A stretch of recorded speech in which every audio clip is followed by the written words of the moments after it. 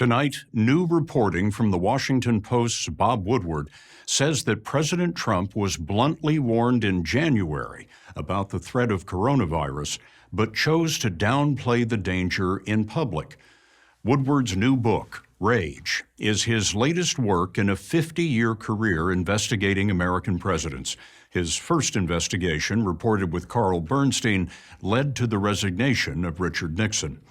For Rage, Mr. Trump agreed to 18 recorded interviews. Many, which you're about to hear, started with the words of the White House operator, Mr. Woodward, the president.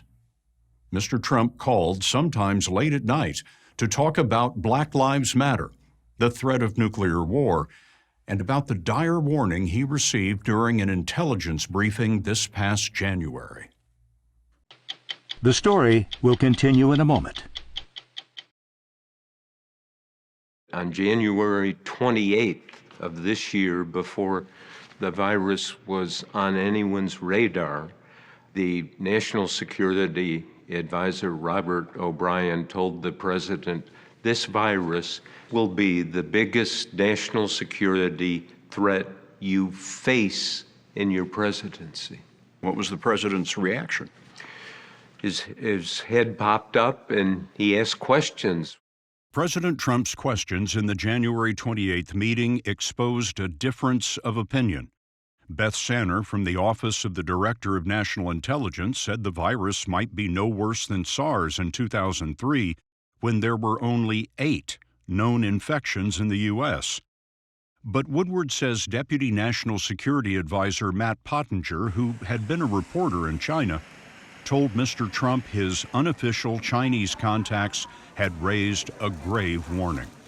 Pottinger said his contacts in China told him this is going to be like the 1918 Spanish flu pandemic that killed 675,000 people in this country. It was a stunning moment in the Trump presidency, and I think in American history, because he then went on to publicly dismiss the virus, and he knew that this was a pandemic coming. And this is January 28th. Yes. The next day, the White House announced a coronavirus task force. This was Mr. Trump January 30th, 2 days after the warning. We think we have it very well under control. We have very little problem in this country at this moment, 5, and those people are all recuperating successfully. But we're working very closely with China and other countries, and we think it's going to have a very good ending for us, so that I can assure you. Chinese officials were concealing what they knew about COVID-19. Foreign nationals. On January 31st, the president restricted travel from China. The next week, in a phone call, Mr. Trump told Woodward what he'd been learning about the virus. This was February 7th. It goes through air, Bob. That's always tougher than the touch. You know, the touch, you don't have to touch things, right? But the air, you just breathe the air, and that's how it's passed. And so that's a very tricky one. That's a very delicate one. It's also more deadly than your strenuous flus. This is deadly stuff. 3 weeks after that call, the president said this to the public. It's a little like the regular flu that we have flu shots for, and we'll essentially have a flu shot for this in a fairly quick manner. Yeah, go ahead. In that February 7th interview, it's clear that the president knows what the stakes are, but he's not sharing that with the public at that time. Yes, this is the tragedy. A president of the United States has a duty to warn. The public will understand that, but if they get the feeling that they're not getting the truth, then you're going down the path of deceit and cover-up. Did the president ever disclose to you why he wasn't telling the public what the stakes were with the coronavirus? So in March, I asked exactly that question, what's going on? And the president said, Well, I think, Bob, really, to be honest with you... Sure, I want you to I wanted to always play it down. I still like playing it down. Yes, because I don't want to create a panic. I think he did not understand the American public. And he said, well, I don't want to create a panic. We know from history, when the public is told the truth, they organize, we have a problem, we're going to step up. And Trump thought, oh, well, they'll panic when there's a crisis, when the president particularly knows something, it's time to tell the public in some form. He failed. You write in the book that the president's handling of the virus reflects his instincts, habits, and style. What are those? Denial, making up his own facts. At age 77, Bob Woodward has fact-checked 9 presidents. Rage is his 20th book. It's published by Simon & Schuster, part of Viacom CBS. The title Rage comes from him. He said he brings out rage in people, and he doesn't know whether that's a positive or a negative or good thing or a bad thing. And also it describes a condition in the country now. There's a lot of rage out there. His interviews for Rage started in the Oval Office, then continued for months in phone calls, many out of the blue from Mr. Trump. Yes, I mean, you have an audio tape of this where they come on, Mr. Woodward, the president. Mr. Woodward, the president. Hi, Bob. President Trump, how are you? How are you? I'm turning my recorder on here as I always do, just so It started in December 2019, before the virus was on anyone's radar, so we were talking a lot about North Korea. In Mr. Trump's first year, North Korea tested its first intercontinental missile. Woodward says the president gave Defense Secretary James Mattis authority to shoot down any North Korean missile aimed at the U.S. North Korea dominated their earliest interviews. I think the public did not realize, and Trump told me repeatedly, he said, you don't know how close we were to war. Instead, North Korean dictator Kim Jong-un offered to meet. They did, 3 times. Woodward has more than 24 letters exchanged in their diplomatic courtship. Kim says to Trump, our meetings, our relationship is out of a fantasy film.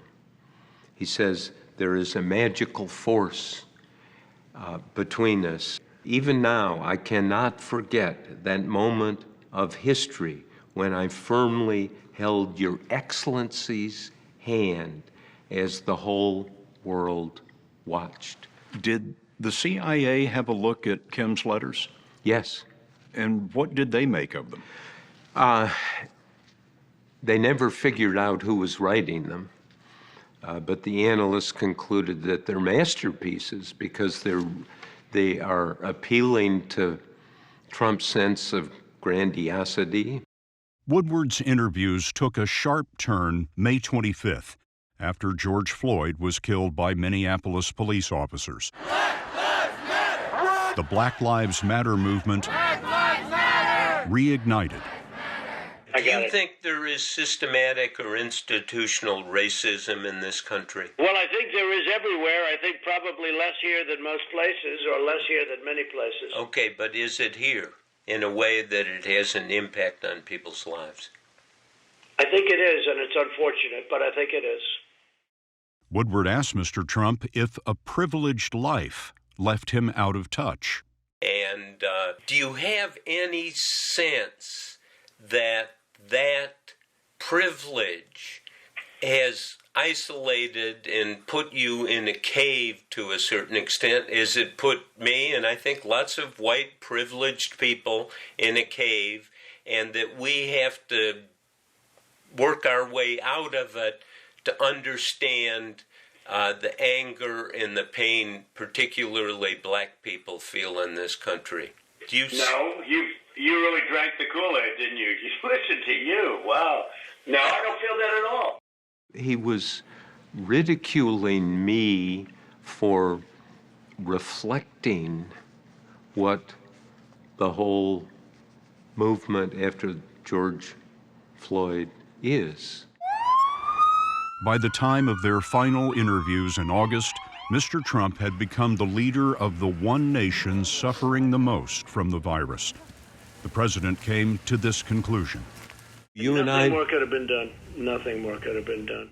Nothing more could have been done. Does he remember what he told me back in February about it's more deadly than the flu? I mean, it almost took my breath away that there was such certainty when he was absolutely wrong about the issue that defines the position of this country right now. Hello? Yes, thank you. This past week, the Washington Post published Woodward's calls with the president, and Woodward was criticized for not reporting back in February what Mr. Trump had said about the virus being deadly. Woodward says he didn't know at the time whether Mr. Trump was right. In our interview, we asked about another controversy contained in the last line of the book. It might disappoint some of your fans that you reach an editorial conclusion at the end of this book, something that reporters are not supposed to do. Yes, I say the president is the wrong man for the job. But you're known as the reporter who doesn't put his thumb on the scale, and yet at the end of this book, you do just that. It's a conclusion based on evidence, overwhelming evidence that he could not rise to the occasion with the virus and tell the truth. And one of the things that President Trump told me in the presidency, there's always dynamite behind the door. The real dynamite is President Trump. He is the dynamite.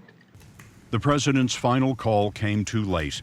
He asked Woodward to include the August peace agreement between Israel and the United Arab Emirates, but rage was already off to the press.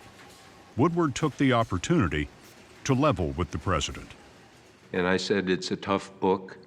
There are going to be things that you are not going to like, judgments that I made. And he, at the end, said, well, I didn't get you on this book. Maybe I'll get you on the next one. But it looks like I don't have it on this book, but we'll get you sometime later, I guess. It's tough, sir. Thank you very much. And after you told the president that it was, in your words, a tough book, what did he do? An hour and a half later, he tweeted out that the Bob Woodward book is going to be fake. Why did President Trump agree to speak to Bob Woodward? Go to 60minutesovertime.com.